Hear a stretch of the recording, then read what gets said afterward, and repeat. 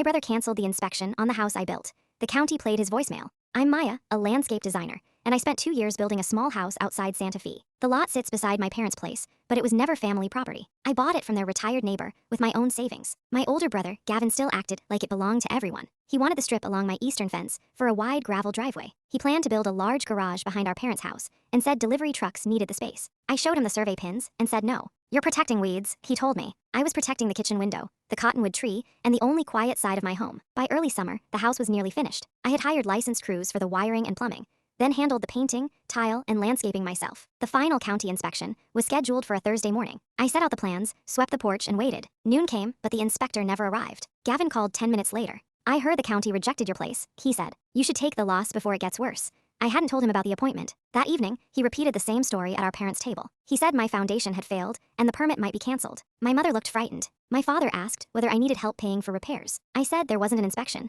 Gavin shrugged. That tells you everything. The next morning, I went to the county office. A permit clerk named Rosa opened my file and frowned. The appointment had been canceled after closing time on Wednesday. Someone left a voicemail claiming I was withdrawing the inspection because the house would be sold unfinished. Rosa asked whether I wanted to hear it. Gavin's voice came through the desk speaker, clear and impatient. Meyer asked me to handle this, he said. Cancel Thursday and don't call her. She's embarrassed about the project. He left his own number twice. Rosa saved the recording with the permit file and added a security phrase only I knew. She also showed me an email Gavin sent from his concrete company, asking how soon an abandoned permit would expire. While I was still sitting there, a local builder texted me. Gavin had offered him my lot as the future access road for the garage. That turned a nasty interference into a very simple plan. I rescheduled the inspection for Monday. The inspector checked every room, asked me to tighten one porch rail, and returned after lunch.